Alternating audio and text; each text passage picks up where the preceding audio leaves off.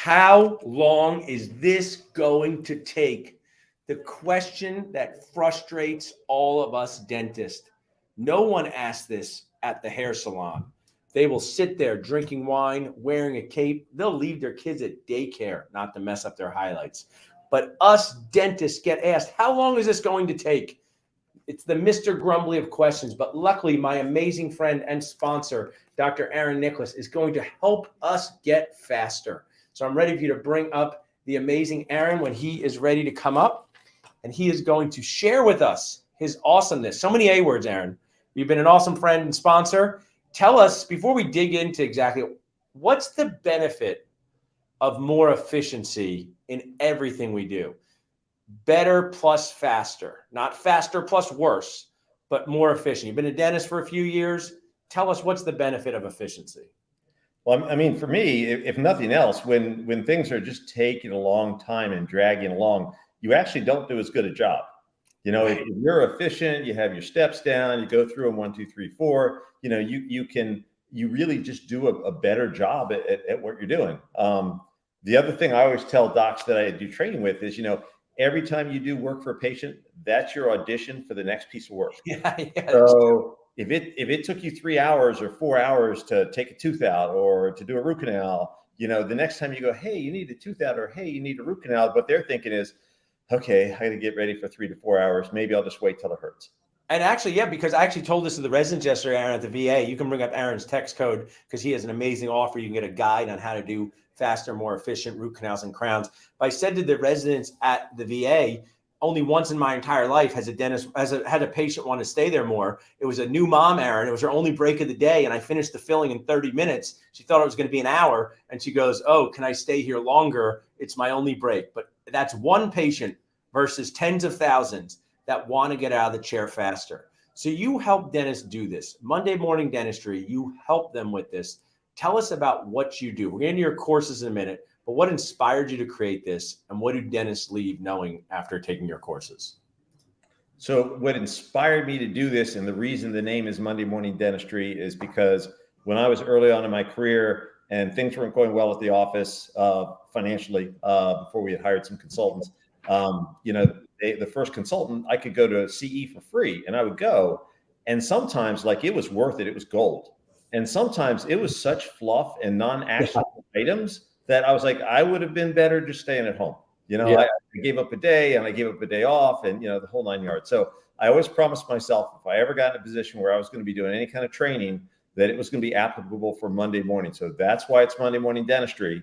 And it's not one of those things where you have to revamp your entire system in order to implement, you know, that. I think that's really important, because every team member dreads when their dentist goes to a CE course and they say, what are they going to bring back on Monday? I want to share that people can text RCT to 215-543-6454 to get a free guide from Monday Morning Dentistry on how to be more efficient and learn about their upcoming courses. You said something there, and I want to dig into for a second.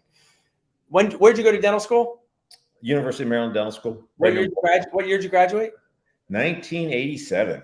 87. Okay. I was 2000. So you graduate. Why were you struggling financially in practice? They must have taught you great business skills in school. You know, you're Aaron, you're a dentist. You're now a black belt coach. You're part of Mark's DSI. You're our top of the top. How did someone like you struggle financially in the beginning? I got out. So my 4th year in dental school, I started looking around. I did, you know, surveys with different cities around me. I looked for practices. I ended up doing a scratch start. And you have to remember, this is before the internet was invented. So there was no information out there. Okay. The instructor that I worked with at the dental school, you know, kind of helped me go through things. I set the practice up. There was no marketing plan in any way, shape, or form. He didn't mention it, and I was too young and stupid to realize I needed one. And in about a year and a half, I could see I was going to go bankrupt. I had no more working capital, although I didn't know that's what it was called at the time. It was just money in the bank. And so when I called that instructor up, he said, "Oh, no. I'm not that kind of instructor. I'm just here to tell you it's going to be okay. I'm like a Jewish mother." And I'm like, "Do you have a buddy that might need an associate? Like, you know, what can I do here?" And he was like, "No, I'm sorry, I can't help you."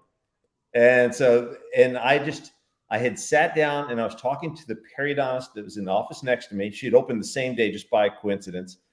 And we were talking, and I said, yeah, in about 6 months, I'm going to be out of here because I'm not making it. And she said, there's a general dentist in the next town over. He hired these consultants. He's pretty happy with them. Maybe you should talk to them. I didn't even know that dental consultants existed. Yeah. Talk to them. I want to pause and show how Sure. irresponsible dental school is, because we invest 4 years of our life. Even in though in 1987 the tuition was different, you invested money. And the fact that they don't even make you aware of I always call it the people in your neighborhood that you need to survive, like a Sesame Street thing. It is wildly irresponsible of them. They charge the money, they put you through it, and they don't even say, hey, you know what? You need disability insurance. You might need a practice management coach. They just literally close the doors and they bring in the next full paying customer. So this periodontics, it sounds like that was a life-changing moment for you. Yeah. And it was a random conversation. And we just happened to be shooting the breeze one day at the end of the day. And she mentioned it, and, well, who's the doc? I called him up and talked to him about who it was. I'm like, great. I got those consultants out. I talked to the representative who came out. They wanted you to sign up for a contract for X number of months, a year. And I said, okay, so how long do you think it's going to take you to get me in the black? And he said, well, I think we should be able to do it in 6 months. I said, that's good, because in 7 months, I'm bankrupt. So great. You can get in line behind everybody else. And literally, that's where I was. And he was as good as his word. We were in the black, actually a little shy of 6 months. What is the thing, I love this story. We'll dig into it on a future episode. But if you could kind of distill the thing, like what was the thing that he did that really got you going on the right track? Like what was oh, geez, you got to think about this way different than you've been thinking about? I think the more accurate way to say it was, what was it that you weren't doing that made this happen? And it was like, okay, so what's your scheduling policy? They tell me when they want to come in. He's like, yeah, we'll change that. What's your payment policy? We'll submit the insurance and then we'll send them a bill. He's like, okay, we're going to talk about that. What's your, and like, you just go right down all the different processes in a practice that you need. I had no idea. And I think Aaron, Mark is such an amazing guy. They're a sponsor of the group, and you're part of the DSI and DSN. It's really systems. You had no systems. Right. You had no systems. So for anything. To use now, go bring us back to clinical dentistry. You do these courses, and you did one in Philadelphia. I brought donuts. Dr. Christian Mullen was there. It was fun. I love your classic way of teaching. Tell our audience what happens at these courses. They show up in person, and you basically blow their mind as to how they can most definitely complete a root canal buildup and crown faster. Tell our audience about that. Right. So the first half of the day is 4 hours of me lecturing, and the second half of the day is hands-on on extracted teeth. And you're going to get lots of reps because, it's not a live patient. If something gets weird or messed up, you just throw it away and you'll get a new one. So, I want people to get lots of reps, lots of experience. But we also have a protocol, and it has objective measurements. And it's like, this is the way that we do it. Okay. This is how you know when it's time to go to the next step, and don't go to the next step until this step is finished. Because a lot of times docs go, well, this isn't working, so I'll get a bigger file and push harder, and that generally is not a great thing. The other thing too, is we look at what does the research really say? There's a lot of stuff floating around there as truth. That's really marketing that has made its way into the common, minds of dentists in general. And they're like, well, it's, as X, Y, and Z. It's like, okay, support that with research, And also, and I have to say, because I know I've seen you at the gym at the DSN with me. Are you eating the same way you did in the 80s? Are you having 12 servings of bread a day? Right. So the research used to be that we should eat in this food pyramid. And we kind of found out that was not the way to eat, right? So dentists always have to be mentally flexible, not to try the next greatest thing because they saw it in a magazine, but not to be so unbelievably rigid, because you've been a very, very good community member on Dental Nachos. You're always classy. You always share, because there's people who literally become incensed if the sodium hypochlorite doesn't sit as long as they were told back in dental school 20 years ago. So I think that, and what you also share, and I'm afraid to say this, Aaron, because I'm going to cost you some money, because Dr. Ben Baranis, I think you owe him a bottle of champagne, because he said so many times how amazing your course is. For the ROI factor, tell our audience about what you want to send, what you want from them, because you want them to be able to pay off this course, and how long. Right. So the thing is that dentists are just famous for going to CE courses and never implementing. You know, it's like entertainment for dentists. It's a little twisted, but it's what we do. So what I want them to do is, if you're going to come out and you want to do this, if too much time goes by, you lose your nerve, you lose your oomph for doing this. And so we run an ROI challenge, which is, as soon as you've done enough molar root canals that you think you've paid for this course, which is usually 1 or 2, send me a picture of the last one, and I will send you a gift. And it's usually a book that's really working for me this year, that I'm concentrating on or trying to implement, that sort of thing. But for most of those folks, it's 7 to 10 days. If you've done root canal therapy, you know, anteriors, premolars, you can do a molar, and usually we're going to see it in 7 to 10 days that they're going to get that ROI.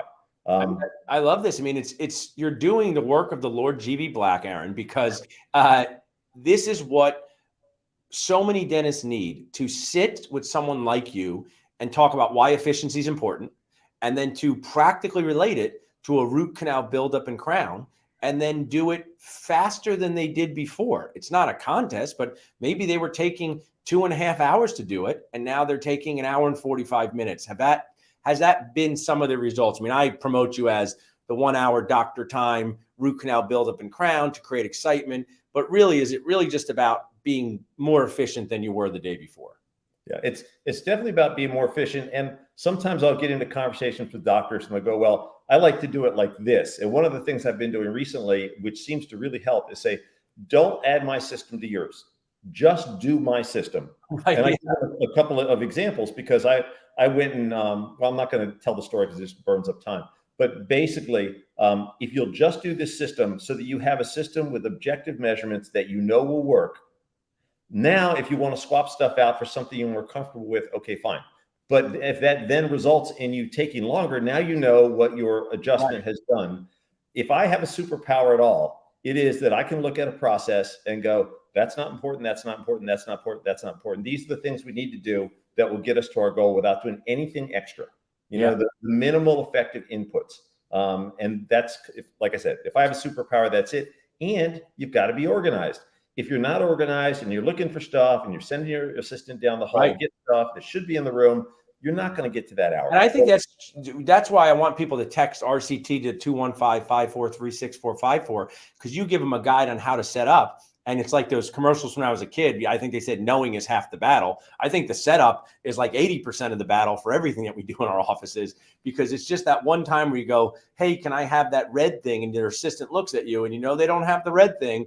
And now it's 4 minutes, and also a lot of frustration. And also the patients know you're looking for the red thing and they don't have confidence in you. So I think, you know, you're doing an awesome job. Tell us as we wrap up, when is the next course and where is it? They can text RCT to 215-543-6454 to find out about it. But where will you be taking your talents to next?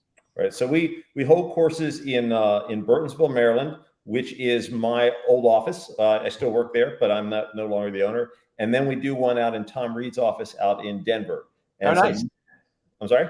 Nice. Denver's a very popular place. Yeah. No, we've been doing them there for a few years now. So the next one's in Denver, and it's on August the 26th, which is a Saturday. And so, I mean, we've been, Tom's office is great. He's got a nice lecture space, and then it's a beautiful office. And you know, it flows very nicely, and his staff are great too. So, I love it. With different parts of the country. Well, I'm going to see you just in a few weeks coming up at the Awesome Dental Success Summit. I really appreciate your support. You're doing amazing things here, Aaron. Thanks so much for being on with us. All right. Thank you, Paul.